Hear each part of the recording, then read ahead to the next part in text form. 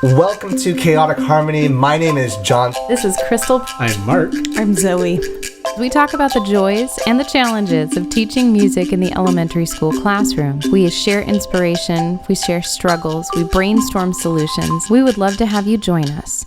Hi, everybody. This is Crystal. Welcome to our very first actual quarantine episode of Chaotic Harmony Classroom. All of us are coming live from our homes, which are all of a sudden our classrooms. And we are navigating this weird and crazy time together. The last time that we talked to you, everything was fresh. We had just gotten the news that we would not be coming back to school. At the time, they were saying for 3 weeks. At this point, they're saying indefinitely. So we are learning how to live in our new normal together. And we're going to start by just going around. How's everybody feeling? Hungry? Yeah, all the time, I haven't right? ate lunch yet. No, I'm feeling fine, to be honest. Mm-hmm. Yeah. How about you guys? It's a day-by-day thing. Yeah, you're good. Mark's good. Yeah, I get to spend a lot of time with family and with Gemma, and it's like these are times that you won't be able to get back, and so in a roundabout way, I'm grateful with the amount of time I get to have.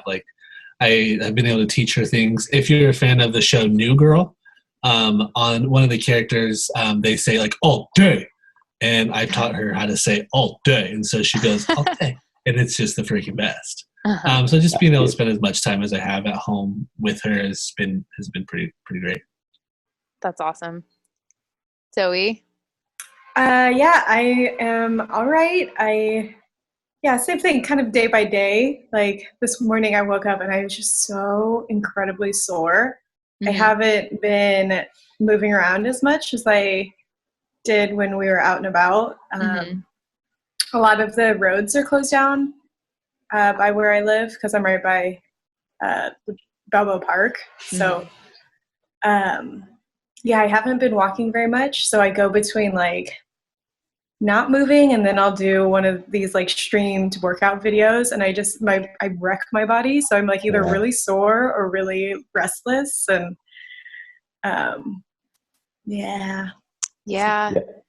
that out. Ours is definitely a day-by-day thing right now, too. It's interesting to watch how the kids are reacting because they'll go from being completely fine. And kids are great because they experience, whatever emotion they're in it all the way. So it's we're either doing wonderful and we're completely delighted and blowing on a dandelion, or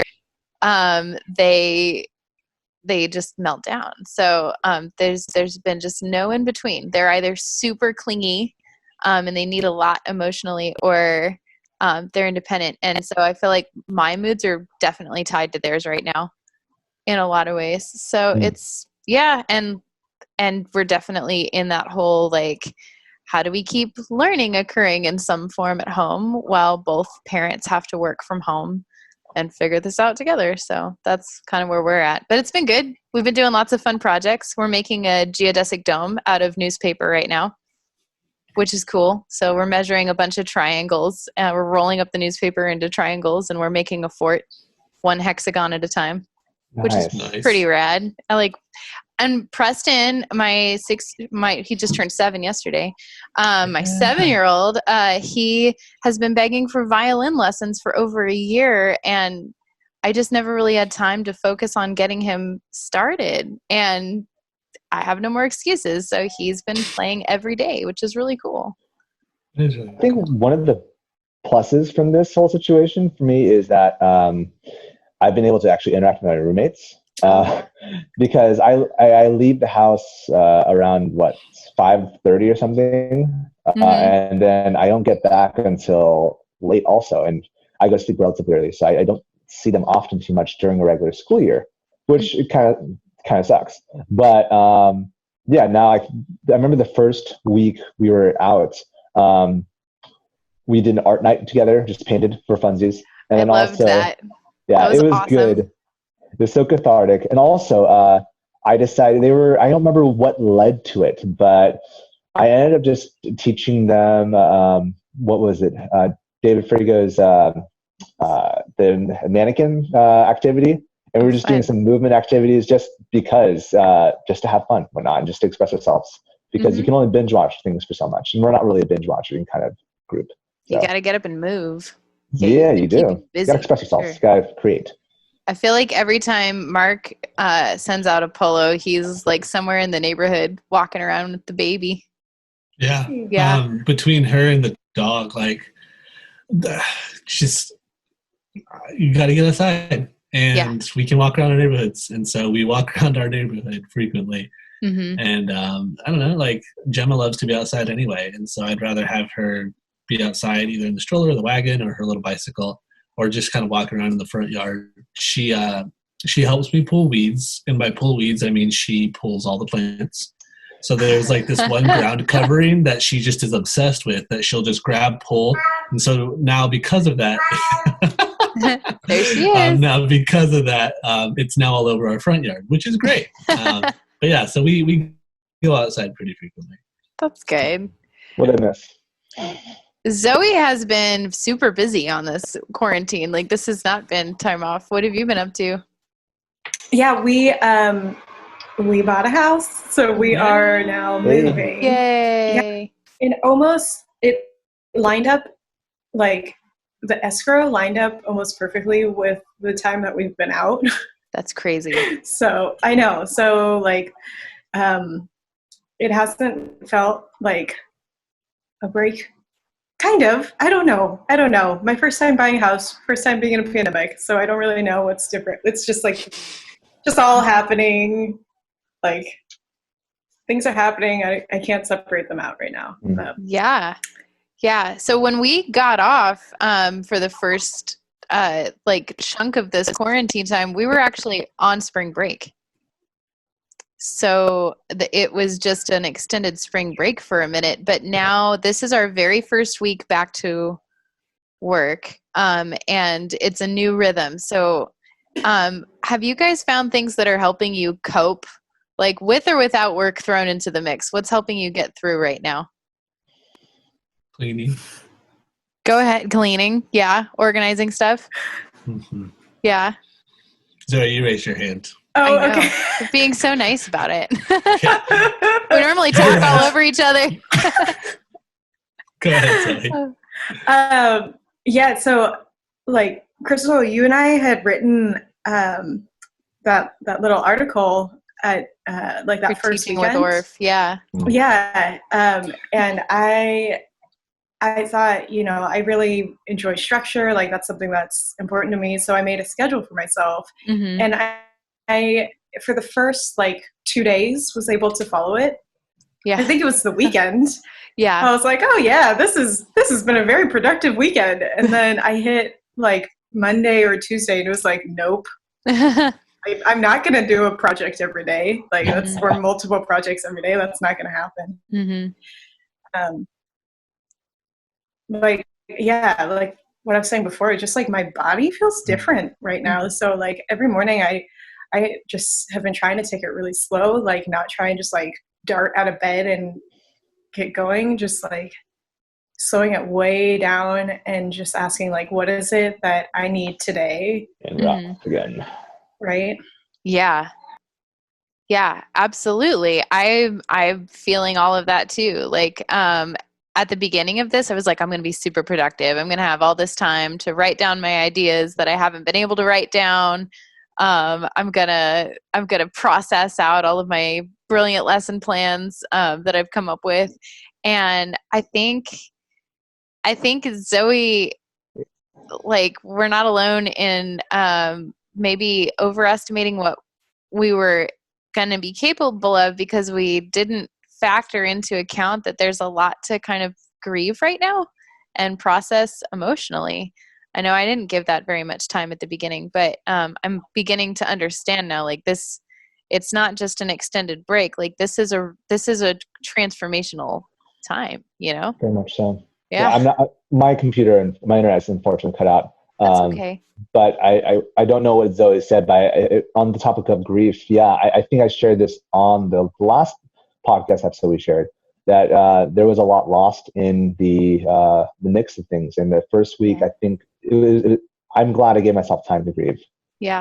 All I did was I was on the couch, just like either playing video games or just drawing or something.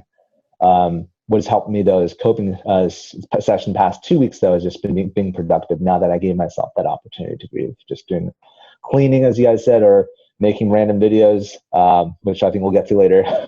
Yeah. But yeah, it's been good being productive. And after that whole breathing process. Yeah. Yeah. And some days you have energy to do all the things and some days you don't. Mm-hmm. Mark's been busy. I have. Yeah. Doing cool stuff. So I had more planned for kind of what I wanted to do, but I think in those grand plans, I forgot to factor in Gemma, and and this goes for anyone with kids, or in a house with multiple people. Like, they're unpredictable, and there have been days where I set out to try to do something, and Gemma is just like, nope, you are not, because I'm going to be high needs, or I'm going to want to do this and that and the other. And so I typically do. So I started kind of a YouTube channel, and I've been doing short little activities. I won't even say lessons, but I just say like they're activities that are musical activities.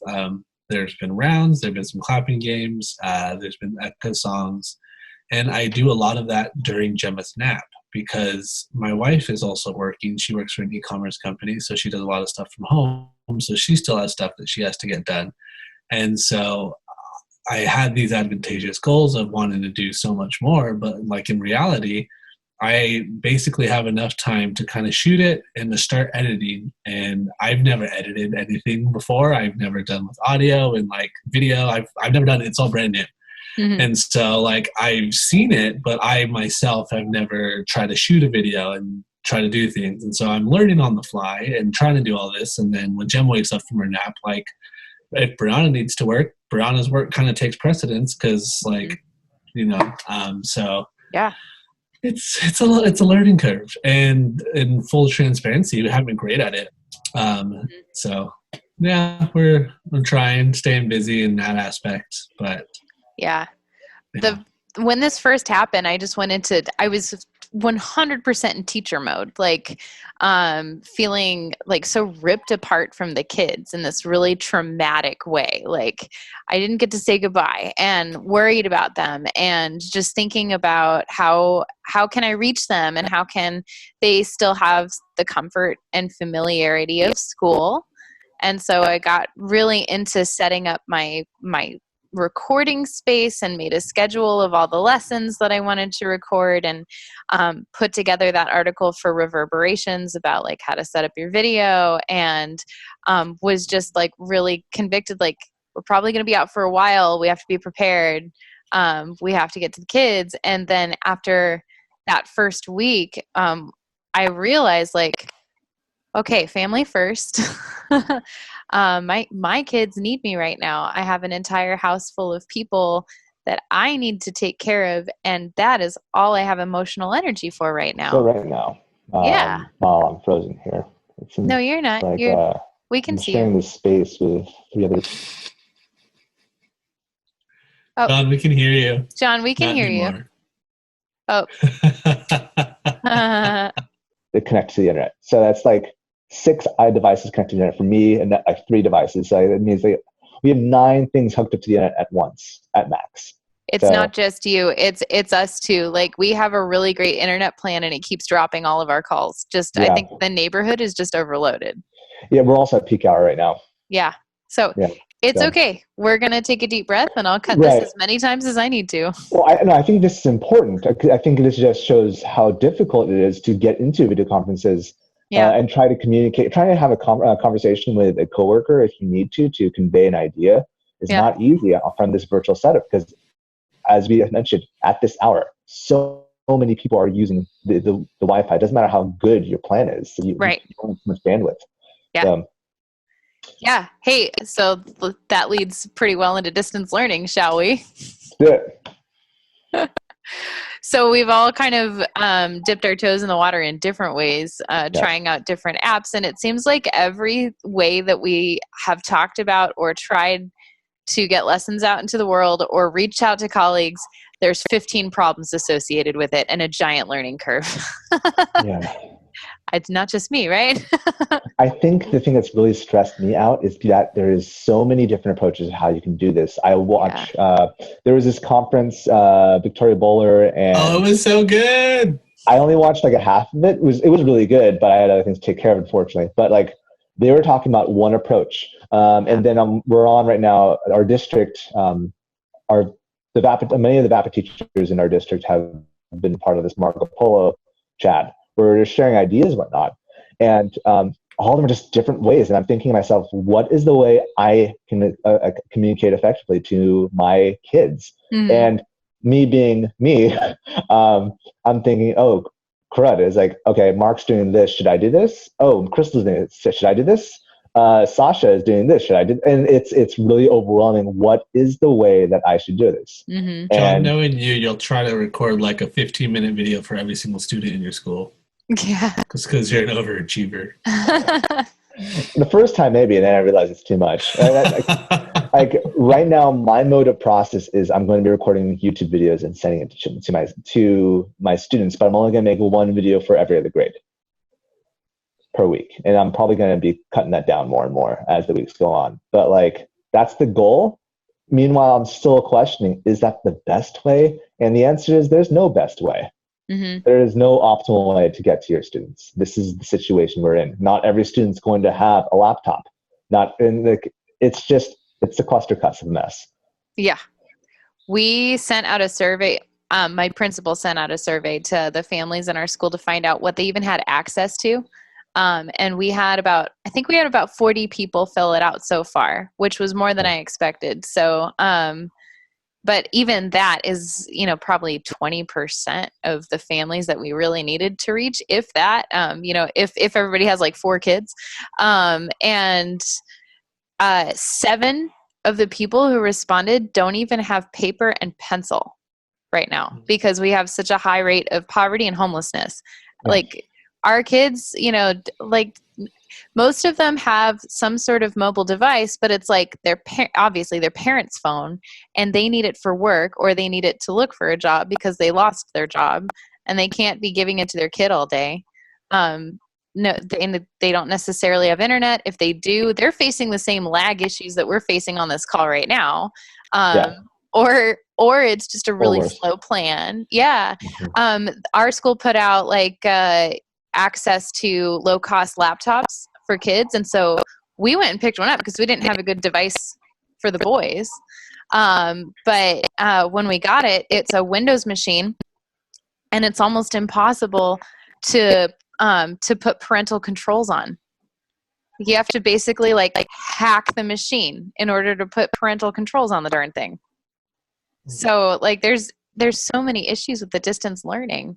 I don't know. And so at first I was thinking like I'm going to do kind of what you were saying, John, like I'll do 3 lessons a week. I'll do K1, 2, 3, and then 4, 5, 6, and just divide it that way. But then even that, we're getting feedback from families with multiple kids that that's too much because I might put that out for music. And if they have 3 kids that are all in those categories, that's 3 different plans for them. And then my art teacher would do the same thing.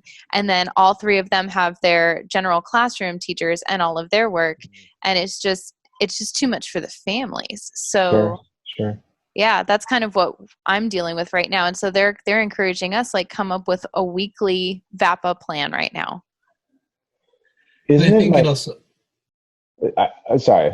I was going to change directions a little bit. So, John, if you want to continue. I was doing one little tidbit. Yeah. Isn't it like these are optional though? That's the thing. These are that's my biggest caveat, which I feel like is awkward, but it is what it is. I get that there is a lot of stressors and whatnot. Anyhow. I just think for a family, if you hit them with too many things and you say they're optional, if you give them bite-sized doable things, they'll do them. But if they get too many things, they won't do any of them. I think that's... Sure, I get you there. Yeah. What do you think, Mark?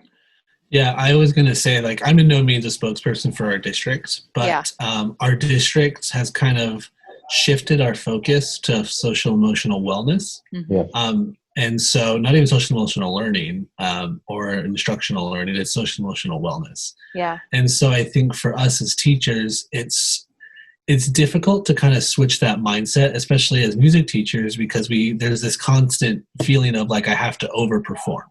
You know, my value to the school is based upon how well I perform, how well my kids are performing.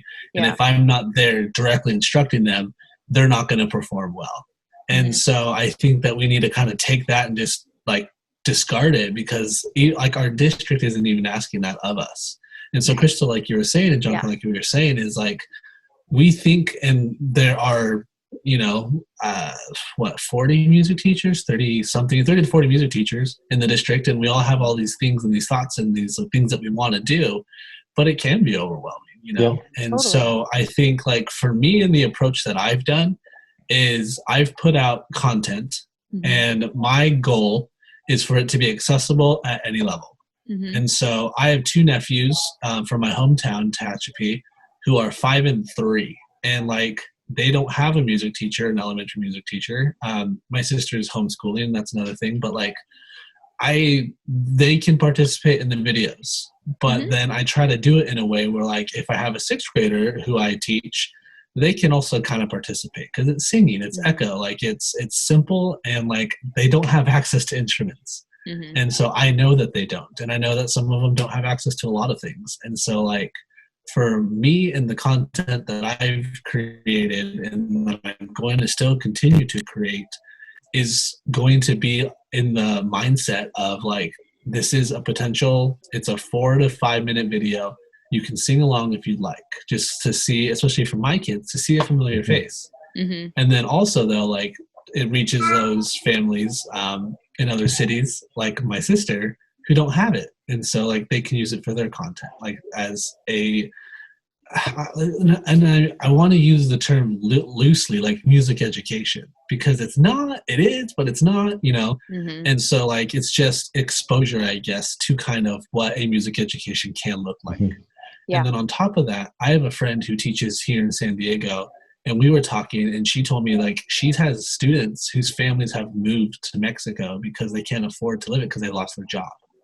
And so like, I'm sure that there have been people close to us who know people like that, and like they've just left, but like they're still our students and stuff. And so like, and I'm trying not to like, it's a fine line, and I don't know, like for me personally, I don't know if that is my kid's situation. I don't know that, but like if it is, I want to make sure that they have something, if anything,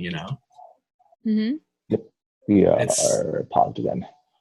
It's not equitable, and no,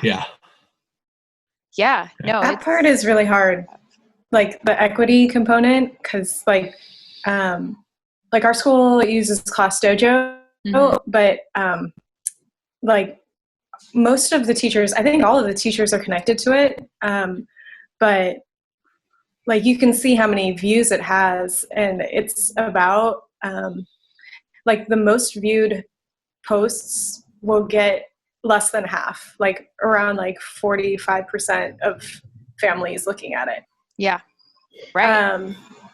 But I so like what I was thinking in that first week of like, how can I connect with families or like share music stuff. I thought about like, okay, what's in my wheelhouse? Like, what do I feel comfortable doing? And I thought about our podcast, actually. I thought about our rounds of the week. And I, like we have tried like harder rounds, but they're all songs that we can do. And granted, we're trained musicians, but I think like what Mark was saying, it being accessible to a family, like any age, it's like, okay, I can do that. And so I tried out a cappella, just doing rounds by myself. And that was pretty fun. So I recorded an a cappella. I recorded myself like singing in segments, just echo. And then, and I just prompted like, if you want to sing along as a round, like here's where you would start. And that was the first thing that I posted to our school. And it is the most viewed post that I've ever put on Dojo. And that's like including all of the concert notifications, like people. And I put this in the first week that we were out. Mm-hmm. And so now it's been 3 weeks and people are still watching it like for the first time or whatever. That's so cool. It was really interesting because there were teachers that were like, this is exactly what I needed. Aww. And I didn't realize, like teachers, they need this too right now. Yeah. Absolutely. Just the opportunity to do something like. Yeah. And it's been said many times on social media, but isn't it beautiful that during a crisis, people are turning to the arts for comfort? People are pulling instruments out and dusting them off from their closet to make music with their families. They're watching a lot of Netflix. They're listening to music. They're dancing, painting. I want to add on to that last bit because, a lot of us have been doing Netflix and also watching shows in general. I kind of touched on this earlier, but as a society, we consume so much, and I feel like that's the first thing we go to is watching videos and doing stuff. But as I've watched a lot of my students' families do stuff, as it's progressed from just doing TV, it's began to stretch out into doing arts. And I think because we consume so much, we forget the desire of us to create more and more. And I think these are great opportunities for us to create, or rather us creating videos or us doing whatever gives families the opportunities for them to not just eat, but do. Yeah. Essentially. Yeah. Absolutely. So if I can backtrack a little bit, kind of talking to that usual way that we operate as music teachers with our value is tied to performance and to making splashy things. The first week that we were all in the middle of this, we saw many, many, many virtual ensembles hit the internets. And isn't that wonderful? And every single Facebook group that I'm a part of for music educators was, how do I make a virtual ensemble? And I was like, oh, girl, that's a process. Jonathan, would you like to talk about your first process? He made a legit video. It was legit. It's really cool. It was super cool. Talk about what you did. So So I knew that this would be a big process, but I was a little bored. And also, secondly, I knew that as Spring Music Concert was coming up soon, I didn't want to just leave them out to dry. I wanted to do something in a virtual choir kind of sense. So this was kind of a beta test. So I asked my teachers. Before that, we just had a big caravan session where all our teachers got into cars and just honked in the neighborhoods of our students just to give them one big cheer for the kids. And the day after, I decided to email them back saying, hey, that was a great job. What if we did something bigger? What if we did a virtual choir? So I had 20 people join in, and just with them responding was already a process. Because, so how in depth do you want me to get into with this? Just give the overview. Like, what did you learn? What did I learn? I cognitively knew that this was going to be a big process. Yeah. I lived it out, though. I would consider myself, I know how to audio engineer stuff. So I had that aspect down, but video editing is kind of new to me. I've done it before, but never to the process of layering stuff where you have 20 videos all at once. Mm-hmm. It was an 80-hour process. Yep, 80 hours. Yep. Yeah. So I know I could probably shave probably 10 hours off the next time I do this, but it is a long process no matter what. Yeah. And it is unrealistic for people to think that they could just come on in and, let's just do a Zoom chat and record our people. And there's actually funny stuff online of people trying to do the Hallelujah chorus. It's almost as bad as when we had the Hallelujah chorus with the worst organist where she flipped up the transpose pedal instead of the tutti pedal. Anyways, pretty good. You can't do that on Zoom because of latency issues, as you probably witness right now with this video. If we decide to use the Zoom call, there are bad latency issues. There are. A few months ago, after AOSA conference with our new buddy Manny from Reno, we were like, hey, we're going to call Manny and FaceTime him. and we're going to do like round of the week with Manny on FaceTime. And we learned real quick that was not possible. Not successful. It was hilarious and it was unsuccessful. That just means we have to get Manny to San Diego so we can do a round together. So Manny, sweet. After this situation is done. That's right. Yeah. Right now you got San Diego. Plane tickets are probably real cheap right now. I'm just saying. Anyway, that was a joke, listeners. That was a joke. So yeah, we've learned a lot, and so yeah, it's tempting to want to like maintain all these things that we do, like that are normal life, and cling to some version of normalcy. And so I think that is behind the drive to still put out like a performance for your school, but it's just not realistic in the middle of taking care of yourself. And I mean, I'm taking care of kids. Like there's just a lot of layers to this thing. And I think this is the time to kind of take a deep breath and go inward and slow down. I think also when you watch those videos, it's always done by a professional group. Berkeley's college students, they are well-trained individuals. Or like I remember seeing Nashville group as well. Like these are professional musicians. These are not just middle school, elementary school groups. Yeah. These aren't just elementary school teachers. These are professionals that understand their craft. And it's important to kind of like gauge yourself. If you want to do this, great. But the things you see are done by people who have done it before.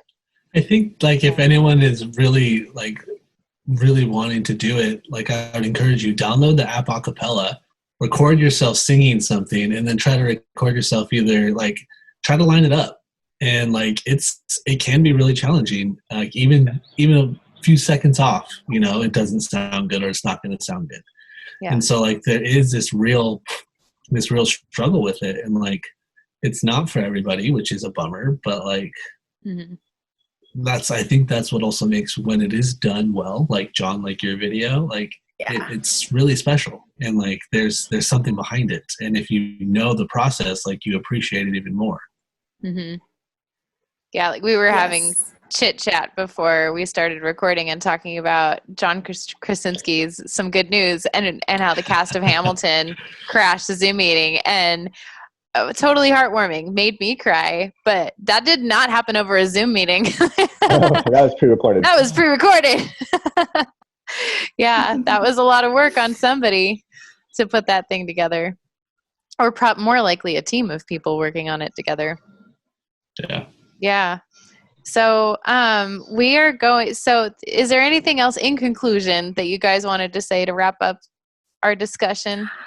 I did want to add something to the virtual ensemble topic, because John and I have been chatting about this, because like I found that video to be so just like entrancing. I've watched it so many times now. It's just so cool. It is cool. And I'm noticing like little details that you did, like the little like tinkling sound at the beginning I really like. And but anyway, how I could do this, if it would be feasible for me, because I have some experience with like Audacity and Soundtrap, but not a lot. I've never done a full ensemble. I've done like maybe 3 tracks at a time. So I was like, I've just been watching like tutorial videos, and like I was saying, I got onto acapella to see like how that works. And so I reached out to my school, and there is some interest in my staff in doing it, but at the same time, it's like people don't know what it takes to go. Like I don't even know really like how much work it is, but I found this one blog post by a blogger in Australia. I think her blog is Midnight Music, and it's all music technology. And she was like, music teachers, stop asking how to do virtual ensembles. And so she broke it down, and she was like, even a cappella, like even though it's a great app, it has like so many little things, finicky things that you're going to have to figure out on your own. Mm-hmm. And I think by the end of it, like, she had given some great alternative examples of how you can use technology and still be collaborative, do ensemble type things. Like, you could just do audio and like do like a picture collage. Like, that's one way to simplify. But then you're still doing audio editing. But what I have been thinking is, it's like, it's so easy to go down the line of comparing ourselves to Yes. like people's current selves and not them, like their past self when they were figuring it out. Mm-hmm. You know, like we have to, like, or I have to just be wary of like comparing myself and being okay with, like, okay, it's not going to be a masterpiece today. I also, like, I want to encourage myself to be curious and like, okay, if I want to try something, like, just because it's hard doesn't mean I can't do it, but it might not turn out like that quality, or I might have to modify for myself. That was one realization I came to when I was doing the process.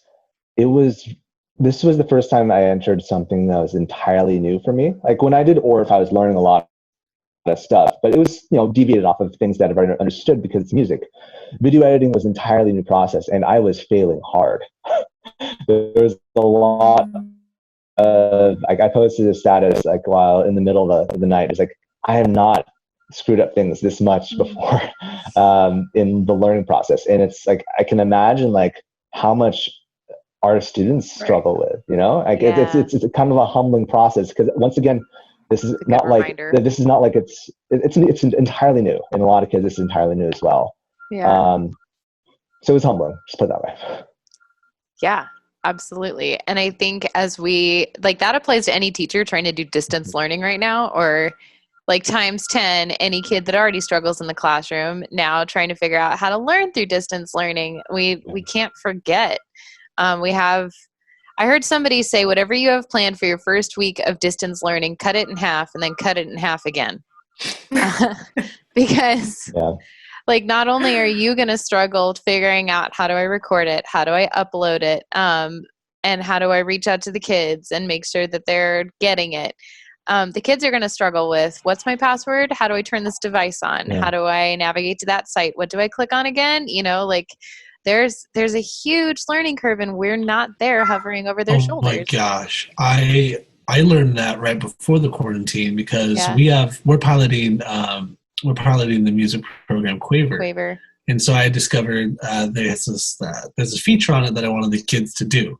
And so I was with my sixth graders, mind you. And so I put up on the screen, like, all right, go to this website, use this code, it'll get you in. And I had so many kids like, wait, how do I get there? What do I do? And so it was shocking to me, because like, in my mind, like, okay, it's there, I'll go to the website, and then the password's in yellow. Like, I felt the directions were really clear.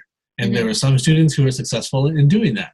But then there were a lot of students who weren't. And so just those things, like, we take for granted, like, I can go to a password of a Zoom meeting, and if I don't know how to get in, I can problem solve, and I can go back and go do this. Like, those are things that we just do because we're adults, and we forget, and I forget, like, a kid doesn't quite have that just quite yet, like, that hasn't been taught to them. And we just assume that kids are good at technology because they grew up with phones, and they grew up with technology that we didn't have. They're not good at it, though. They're good at their favorite apps on their phone, whatever that happens to be. Like, they can do TikTok. Like, that's what they're good at. They're not good at, they can't even type. Like, I was completely shocked at some of my sixth graders' typing skills when I was helping them with a project with arts integration. I was like, wow. But that was something that I didn't know how to do till middle school when I took a typing class. So, of course, and we forget all of that. So here our poor kids are, like, at home, like, trying to learn and trying to navigate all this new technology right along with us. So there's a lot of steps. I have one thing that, like, Crystal, you had actually mentioned in that week that we were like being told we needed to go home from school, and you were like, I grabbed my stuffed animals. And I was like, oh gosh, did I remember my stuffed animals? And I actually had taken all of the like fluffy things out of my classroom to wash. And so I found my one stuffed animal that stays up at the front of my classroom, Lemon, the lemur. And I actually found that like having her in my like incorporated into my video just took so much pressure off of myself. Like I was trying to do like different levels of body percussion with the stuffed animal, and I was just messing it up so hard. And it was just, but it was funny because when I'm watching the video, it's like me with a little stuffed animal, like just goofing it up. And like, I think just having that attitude of like, okay, like this is fun. Like I don't know. Like I'm just trying to have fun with it because like it could either be fun or it could suck. Yeah. I actually, so going back to what you said earlier, Zoe, and I wanted to share it, but then the whole internet froze. You're talking about comparison. You were talking about that bit. And I remember I came to the realization why I was working so hard during spring break, which was not good. That's not smart. But one of the things was I was thinking about how 30% of Americans were losing their jobs. Yeah. And here I'm one of the lucky ones. And I was it was a sense of me trying to prove my worth. And that wasn't, healthy. And if anyone else struggles with that, like a music teacher, that's not a healthy mindset. I recognize that now, fortunately. But I know the guilt mentality that we have jobs which we're grateful for, it should not be the reason why we're trying to create content, because that will just, as you're saying earlier, Zoe, it's not fun. You're just making it for the sake of guilt. And so it's a little check mark that I have to give myself. Well, and I'm finding that a lot of my like family members or friends who are all over the place that are still working have been reaching out to me right now and asking like, what are you doing? And like, they need that, like something just creative or fun to look at right now. Cause it's so tough, like going into work for people that are just like, like that load is so heavy. I think we do have something to offer right now. And and hopefully we'll be able to take care of all those people on the other side of this so they can rest. And on days that you have the energy to offer that, then it's a beautiful gift to give. And on days when you need to cocoon up and take care of nobody except yourself and making sure that you're eating nice things and taking good care of your body and of yourself and of your own heart, like that's important too. So like it's easy for me to feel like I need to carry everybody's burdens right now and be doing everything that I can to keep, the music going and take care of everyone's needs, but it's just too much.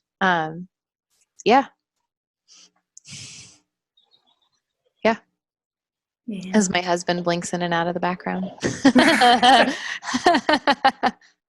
Because this is our lives right now. I know. Yep. Yeah. Well, guys, I have a lot of hope. I think there are going to be beautiful lessons learned through this time. I really do. And I think that I know that we're going to be okay. But I do also understand that this is one of those moments in history where everything pivots. So, whatever that looks like and whatever that needs to look like, bring it on. So it was interesting how in the middle of all this craziness with coming back to work through distance learning, we found out last night from our VAPA coordinator that we, for the third year in a row, are a best communities for music education by the NAMM Foundation. So yay! And I was just reminded as I was reading that we didn't grow our programs in any kind of easy circumstances here. Like we pioneered the whole way from the very beginning. And so this is just a new way in which we are being asked to be pioneers. And we can do it because we're scrappy and we get stuff done, and we're going to get stuff done, and we're going to reach our kids, and whatever it looks like when we go back, we're going to go back and we're going to pick up where we left off, and it's going to be okay. So, yeah, that's all. How good is that first lesson going to feel back in our rooms? Oh, I'm going to cry all day. Right? I'm just going to take all the hugs that are offered, and I'm going to cry.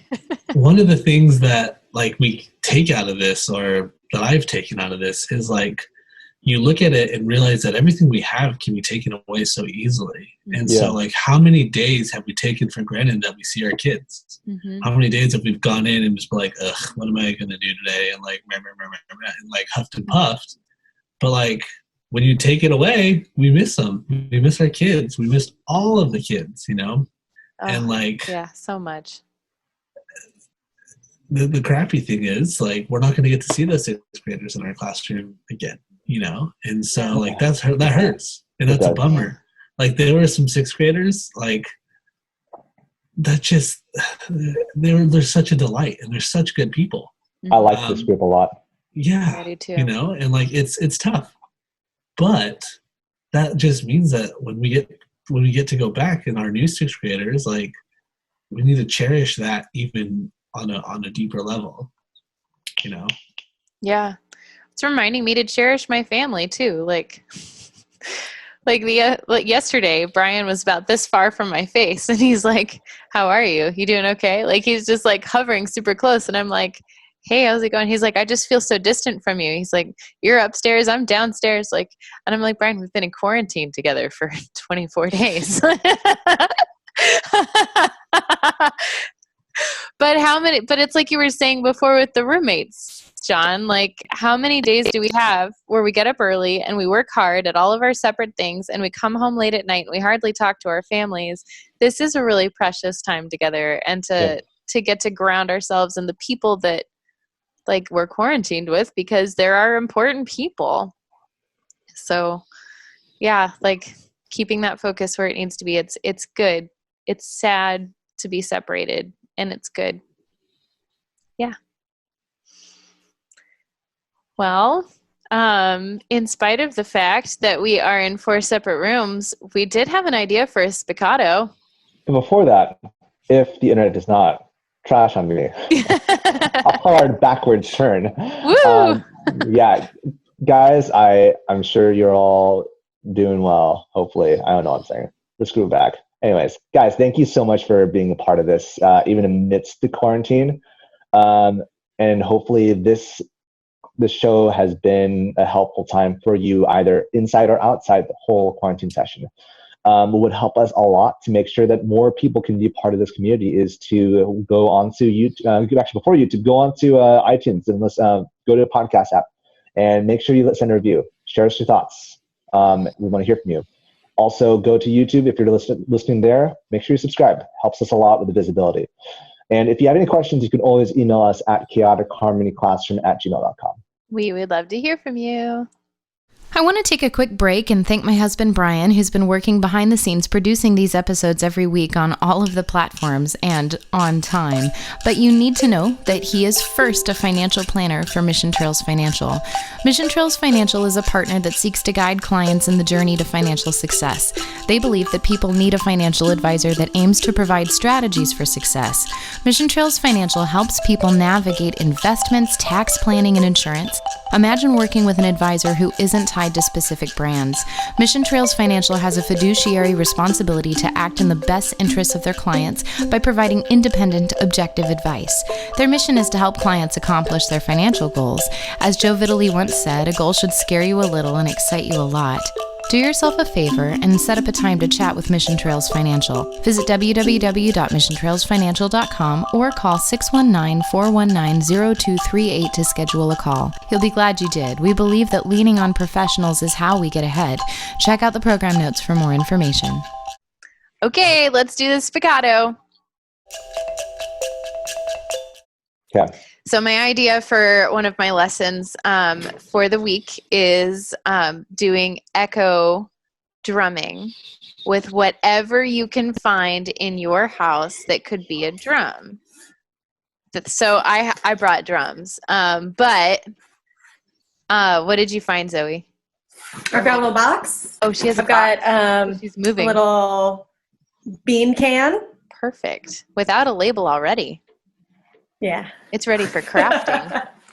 I like it. Also, man, have you guys been seeing those parades for first responders? Yes. Yeah. Yeah. Like use these, So go cool. outside and cheer for your first responders. But I haven't seen them go down my street, which is weird because like I live on such a busy main street in San Diego, but we haven't started it. I might just start it, and maybe the first responders will start coming out. I think that's cool. What did you find? What did you find, Mark? Trash can. Yes. John? It's clean, kind of. Okay. I have a mug, and we can definitely make some Ooh. high-pitched sounds with this guy. Should smash it. No, this is my roommate's mug. I cannot smash this. I have a Costco-sized thing of jelly beans. All right. So it could be a shaker. It's not a good sound, actually. All right. So my thought for my video is I'll just do like, I'll be like, and then everybody echo. Yeah. There's no bad latency though, but we'll try it. We could do like musical telephone, like okay. Me and Zoe and Mark and John. We'll go that way. So wait, what's the order? Me, Zoe, Mark, John. Okay. Great. Okay. I can't hear it. Can you do it again? Yeah. I'll get near my mic. I can't hear anything. Oh no! Okay, do it again. No, Okay. this is musical telephone. No, guys, instead, we should sing Hamilton instead. Oh, look, that's fun. That my arm disappears when I do that. Ooh. Did you hear that? Zoe, your turn. I win. Yeah. Oh, wait. I see what's going on. Okay. Yay, Zoom Spiccato. Okay. What's your turn, John? Wow. Yeah, I'm next after you, Mark. This is why Zoom ensemble practice is really hard. Really hard is a very kind set of words to put it. It is near impossible. Darn it. Crystal, now I want Jelly Bellies. Oh, they're so good. I get this for Bryan every year when they come out. And every year I come home and I hand it to him and he says, there's no way I can eat all these in one night. Like, you're every year. It's such a good joke. We got to repeat it again. I just want it to be known this is for paper shredding and paper shredding only. Everybody Just was really so it's worried known. about that, Mark. Thanks. I mean, just in case. Okay, so for our round of the week, instead of a round of the week, we are going to be embedding Zoe's fabulous a cappella video. And I thought that we would do the quarantine song of the week so that you can see what we're all up to. So we'll start with Zoe. Mark has put some awesome videos out into the world on his YouTube channel. They're great. He should be on TV because he's awesome. I'm putting some stuff up on YouTube. Jonathan made that awesome ensemble video. Are you going to be doing any YouTubing, sir? I definitely will be. Yes. All right. Yeah. Stay tuned. Is the your video is public? Yes. Yes, it is. You don't need a link. Okay. Yeah. Put that down there. Yeah, put it on your Twitter. Round of the week. Has come, night is away. Rise with the sun, welcome the day. Morning has come, night has come. Rise with the sun, rise with the sun, welcome the day. Shall we go round robin? Where can people find you, John? Oh, usually the other one does this. Okay, sure. People can find me at Mr. Seligman, MrSeligman, on Twitter or Instagram. And how about YouTube? Do you have anything up there yet?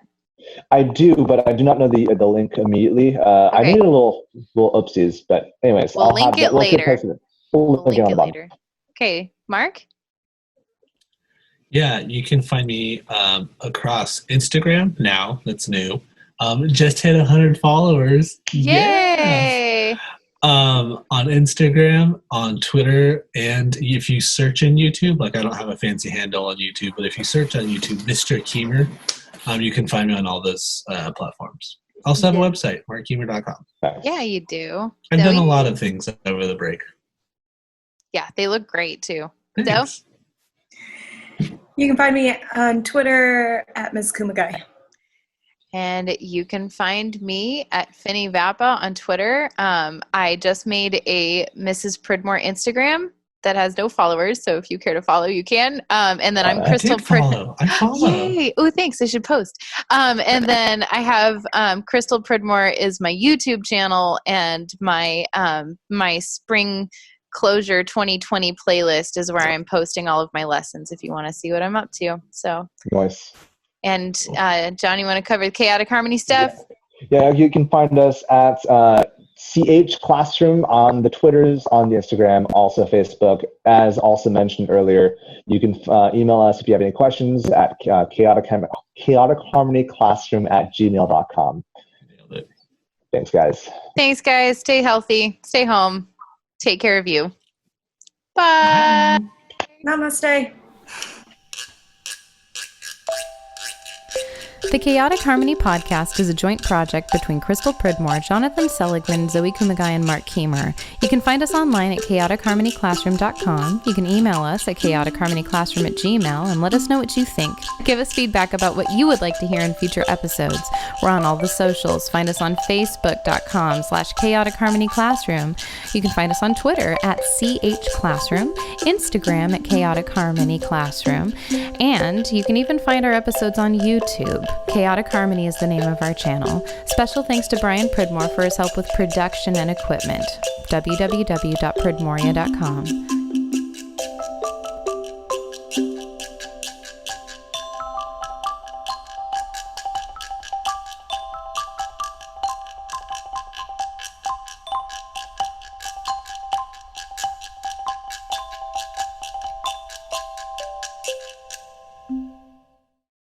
So I imagine that we're going to redo the intro. No. You sat in what? I sat in on my staff meeting and we Right use here, Bryan. Microsoft Teams. Yeah. And because like you can't see anybody, Uh-huh. I just grabbed my bass and I played bass the entire time. I was it legit awesome. playing recorder during mine. During mine, I was on the chat room just like saying a bunch of trolling stuff because my principal could not see any of it because he was too busy on the presentation. So Will it be a troll? Oh, yeah, That it was was me good and stuff. Hans yesterday. We were